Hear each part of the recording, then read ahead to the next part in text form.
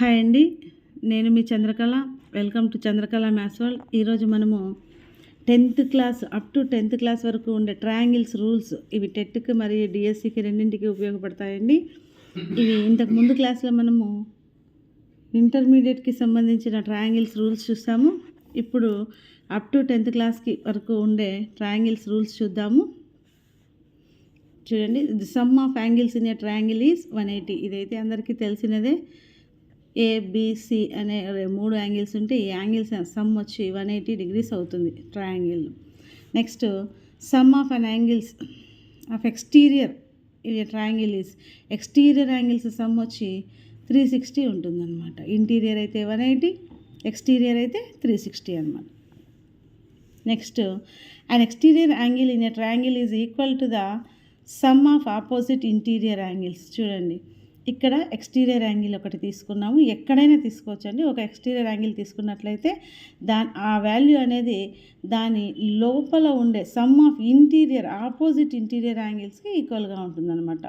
ఈ opposite interior angle సమ్కి ఈక్వల్గా ఉంటుంది. సో ఈ యాంగిల్ అనేది తీటా అయితే x plus y equal to theta అవుతుంది. దాన్ని మనం ఇక్కడ మెన్షన్ చేసాము.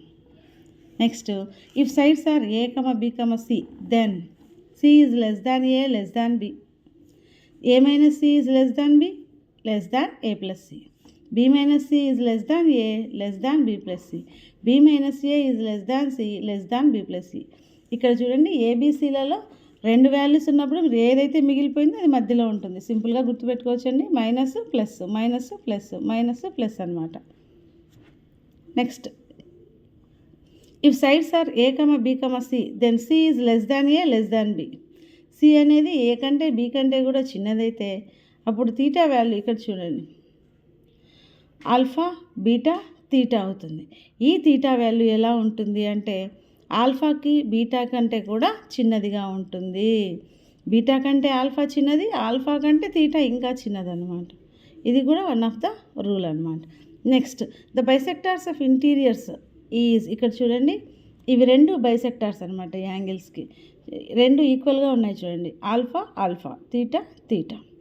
ఈ బైసెక్టార్స్ యొక్క ఇంటీరియర్ యాంగిల్ అనేది ఈ రిమైనింగ్ యాంగిల్ ఈ ఎక్స్ కావాలి అంటే ఏం చేయాలి అంటే లోపల ఉన్న నెక్స్ట్ థర్డ్ యాంగిల్ ఉంటుంది కదా, 2 యాంగిల్స్కి బైసెక్టార్స్ కాకుండా థర్డ్ యాంగిల్ ఉంటుంది కదా, దానికి 90 + β/2 చేస్తే మనకి వస్తుందన్నమాట. చూడండి, ఎక్స్ ఈక్వల్ టు 90 + β/2. ఫిగర్ చూస్తూనే మనం ఐడెంటిఫై చేసేసి రాసుకోగలగాలన్నమాట. ఇలా బైసెక్టార్స్ కనిపించాయి అంటే ఓకే, ఈ వాల్యూకి 90 - b/2 90 + b/2 చేస్తే వస్తుంది అనే విషయం మనకి వెంటనే గుర్తుకొచ్చేయాలన్నమాట.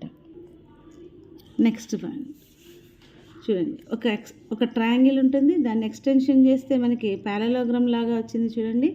ఈ వాల్యూస్ ఇవి 2 ఈక్వల్గా ఉండాలి angles. At the same time ఈ 2 యాంగిల్స్ ఈక్వల్గా ఉండాలి. ఇవి తీటా తీటాగా తీసుకున్నాం, ఇవి బీటా బీటాగా తీసుకున్నాం. ఇప్పుడు మనకి ఎక్స్ వాల్యూ కావాలి అంటే బయట వైపు ఉండే ట్రయాంగిల్ యొక్క యాంగిల్ ఇది.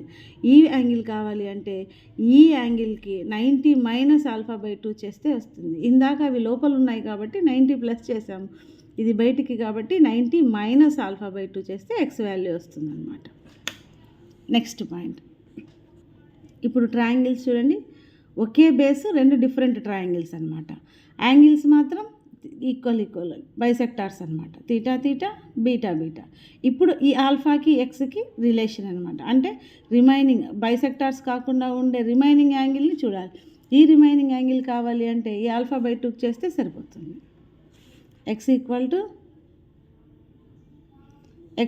టు α/2.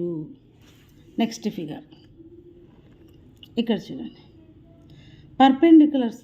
పర్పెండిక్యులర్స్ డ్రా చేసినప్పుడు ఏర్పడే యాంగిల్ అనేది ఏవైనా ఒక ట్రయాంగిల్లో 2 పర్పెండిక్యులర్స్ డ్రా చేసినప్పుడు మధ్యలో ఏర్పడే యాంగిల్ అనేది ఈ పైన ఉండే యాంగిల్కి 180 - θ అవుతుంది. లేదా ఈ రెండింటికి సమ్ అనమాట, x plus theta equals to 180 అవుతుంది. చూడండి, x plus theta equal to 180 or x equal to 180 - θ అవుతుంది అనమాట. నెక్స్ట్ పాయింట్,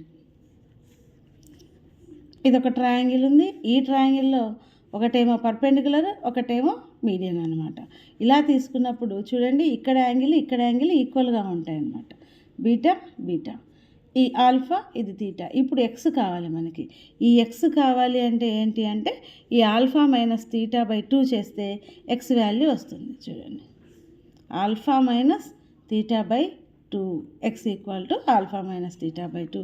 ఫిగర్ చూసిన వెంటనే మనం సపరేట్గా చేసుకుంటే వస్తుంది answer, but time taken process అవుతుంది అనమాట. అలా కాకుండా ఫిగర్ చూసిన వెంటనే మనము ఐడెంటిఫై చేసేసి ఆన్సర్ రాసేయగలం అనమాట. చూడండి, ఇక్కడేమో X equal to alpha minus theta by 2, ఇక్కడేమో alpha X plus theta equal to 180 అయ్యింది, ఇక్కడేమో X equal to alpha by 2 అయ్యింది, ఇక్కడేమో X equal to 90 minus alpha by 2 అయింది. ఒక్కొక్క ఫిగర్కి ఒక్కొక్క ఫిగర్ మనకి గుర్తుండిపోవాలన్నమాట. నెక్స్ట్ ప్రాబ్లం చూడండి, ఇక్కడ ఒక ట్రయాంగిల్ ఉంది, ఇక్కడ ఒక ట్రయాంగిల్ ఉంది. ఈ రెండింటి యొక్క బైసెక్టార్స్ అనమాట. ఇంకొక ట్రయాంగిల్గా ఫామ్ అయ్యింది ఇక్కడ చూడండి పైనకి. ఇప్పుడు ఏంటంటే ఇవి చూడండి తీటా తీటా, ఇదేమో పై పై, ఇక్కడ ఆల్ఫా ఇక్కడ బీటా, ఈ మధ్యలో ఎక్స్ ఉంది మనకి. వీటి యొక్క రిలేషన్ ఏంటి? ఈ ఎక్స్ కావాలి అంటే ఈ రెండింటిని ప్లస్ చేసి బై 2 చేయాలి. ఆల్ఫా ప్లస్ బీటా బై 2, అప్పుడు ఎక్స్ వాల్యూ వస్తుంది అనమాట. ఇంకా వీటి రిలేషన్ ఏంటి అంటే alpha plus 2 theta equals to beta plus 2 pi, remaining 2 angles sum అనమాట. ఇది alpha plus 2 theta equals to beta plus 2 pi అవుతుంది అన్నది రిలేషన్షిప్ అనమాట. ఈ విధంగా ఫిగర్ని చూసిన వెంటనే మనము ఐడెంటిఫై చేసేసి ఆన్సర్ చేయగలిగితే మనకి టైం ఆదా అవుతుంది. అట్ ద సేమ్ టైం ఈజీగా ఆన్సర్ని ఆన్సర్ పెట్టేయచ్చు అనమాట.